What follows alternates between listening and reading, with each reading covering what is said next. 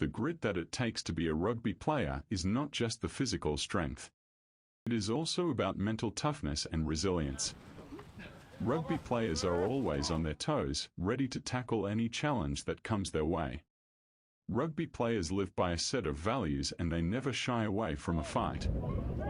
They are always up for a challenge, no matter how difficult it might be. They know that if they want to achieve success in life, they need to work hard and push themselves beyond their limits every day. Through this video, there are 3 things to look at when understanding rugby. 1. The mental and physical toughness that players subject themselves when playing the game of rugby. 2. The risk of injury that players face. 3. Camaraderie that players build that you won't experience anywhere else. The relationships that you build with anyone you step on the field with. You'll meet and learn about 3 current and past players, their commitment to the game, and also their life outside of the game. Bill Lindsay, a Pitt State graduate who played on the team from 1979 to 1983. What Pitt State rugby means to him, where his life led after rugby. We'll also chat with Forrest Denny and Parker Mogren, seniors on the Gorilla Head rugby team from Kansas and Missouri. Before we do that, we'll learn the basics of rugby. How to play it, and what the positions are.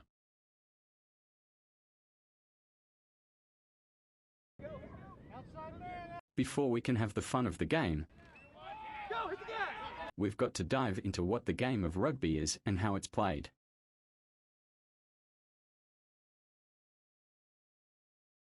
Rugby is a sport that is played in over 100 countries and has over 2 million players. Rugby was created as a breakaway from football but has since evolved into its own sport with its own set of rules and strategies. With soccer being the most popular sport in America, rugby has not been able to make much ground in the States. It is one of the few sports that are on par with football and requires a lot more skill. The objective of rugby is to score more points than your opponent by kicking the ball over their goal line and or touching it down in their in-goal area, the field between the try line and dead ball line. The game starts with a kickoff from the center of the field by one team to start play. The ball can be kicked, passed or carried in any direction by any player except for their own teammates and cannot be thrown forward. A player cannot throw it to another player without first passing it backwards or kicking it first to themselves. The ball can be put into play at any time when it touches the ground if there's no clear possession, so if you see an opportunity to pick up or steal a loose ball, you should do it. Being a successful rugby player requires a number of skills. Some of the most important are speed, strength, and agility. Speed is an essential skill for any rugby player. It allows them to run down the field and beat their opponents to the ball. Strength is also necessary since it helps players push other players off of the ball and tackle opponents. Agility is very important because it allows players to change direction without losing momentum or speed, which can be useful when trying to avoid tackles or quickly get into position on the field. A player has to be in shape in order for them to perform their best on the field. Rugby players also need to have a lot of mental focus. They need to be able to think quickly as well as react quickly. The sport is not one where you can take your time and think about what you are going to do next. The mental focus that is needed in rugby is different from focus needed in other sports like football or basketball. In those sports, it's more important to be able to react quickly and make quick decisions on the fly. Rugby players need to be able to think quickly too, but they also need a level of patience and composure that allows them time for careful thought before they act.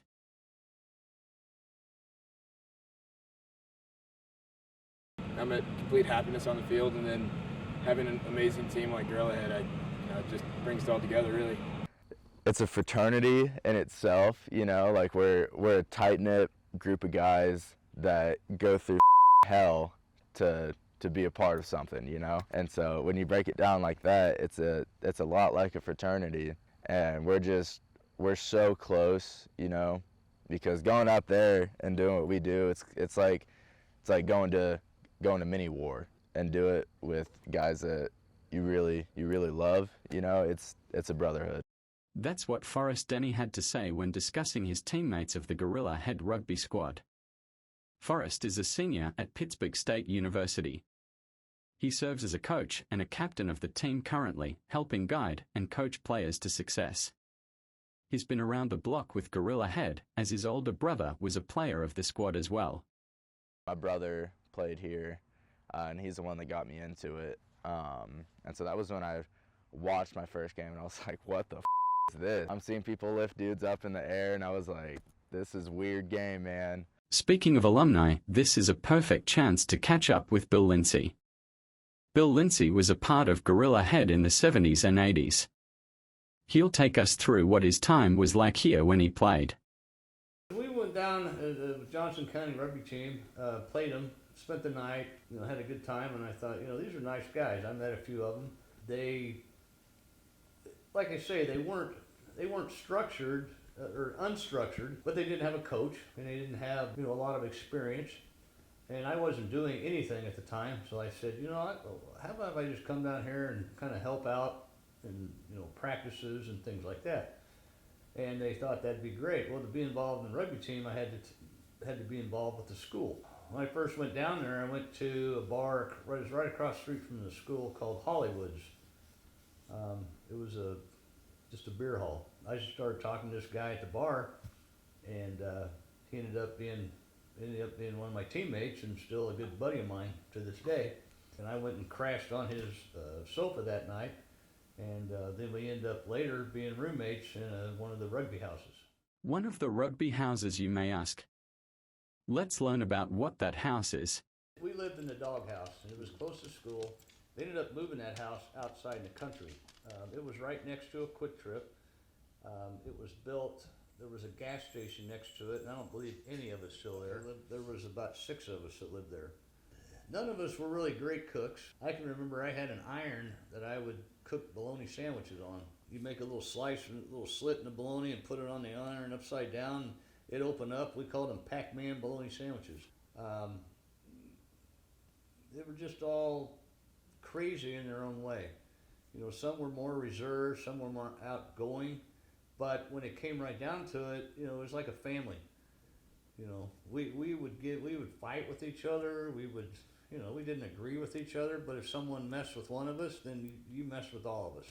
Through fights and the arguments, though, there was a lot of fun to be had. Whether it was through smuggling a keg of beer into a game or through partying at the dog house. We would have a party, and it was right about the time Animal House came out, and people were laughing when they came over to the party because it was a round robin tournament. We had two other teams there. Right now, I think it was Arkansas and maybe Wichita and us. But anyway, we had about 13 or 14 kegs that we, at the end of the party, we'd thrown out in the yard. And it was a pig roast, and we had a couple pig heads nailed to the wall. You could eat anything with a head. So when I think back, that was kind of crazy that we did that. But we went through a lot of beer. One time we went to a night game because we played in the day. So one of the guys carried in a rope, and I thought on Fayetteville's team, and what in the world is he doing? When we got there, we went up to the top of the bleachers where we sat. They dropped the rope down, and they shinnied up a keg of beer. So we sat and drank the keg of beer up at the top of the football stadium. Sometimes the camaraderie isn't even built within your own team. Sometimes it's built by scrumming against a team you have faced off against in a match. We were in New Orleans last year for the Mardi Gras tournament, and we just finished wiping the floor with them. This is our second time winning it. We're back-to-back champions of that tournament, and so we're on Bourbon Street, and Georgia Tech comes up, and they're like, "We want to scrum you guys for a beer right here, right now." So I was like, "All right, we'll do a 7 scrum." And a 7 scrum is just a prop, a hooker, and a prop. It's just a 3-man scrum, and so I was like, "All right, we're down." And so we cleared out an entire 20-foot lane on Bourbon Street in the middle of Mardi Gras to scrum Georgia Tech, and we beat them. When all the fun and games are over and the wounds are left to heal, the inevitable will happen. Injuries. What are some of the common ones in rugby? And are they the ones that most would think of?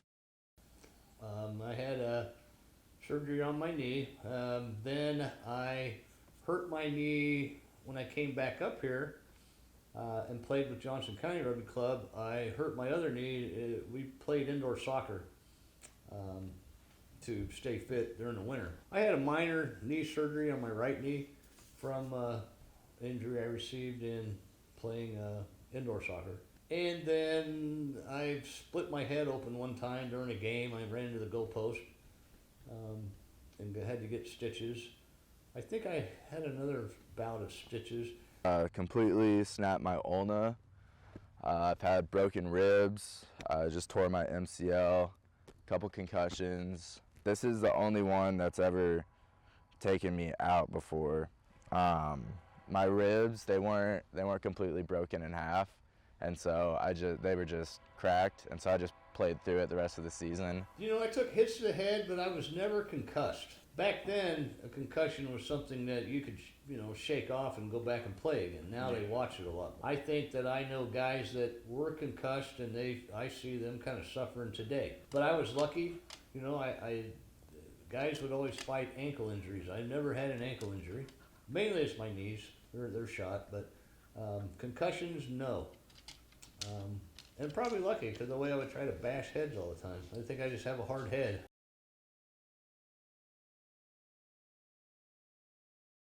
Some things I got out of rugby was commitment to something. If you commit to it, then you just give everything you have, and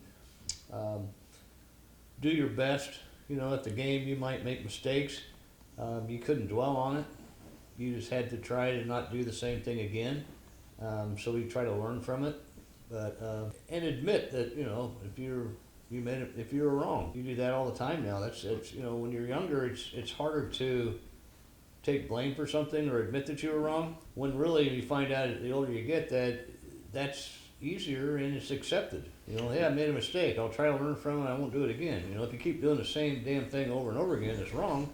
Then that's not good. But if you can make a mistake or something and then own up to it and try to do better the next time, then that's a good life lesson. Definitely, it's given me a lot of discipline and a lot of value for respect, because the most respected man out on the field, it's not the captains, it's not the MVP, it's the ref. It's just given me a different outlook on how to view authority, because I used to be a troublemaker growing up, and a few of my early years in college, I used to be a troublemaker. At the end of the day, no matter where you go or who you meet, the game of rugby has common ties within every community it's played in. It builds character, relationships, and if played wrong, maybe a hospital bill or two. Through the injuries and through the pain, there's a special bond that you form with your teammates and when you decide to become a player. There's never a wrong day to start playing,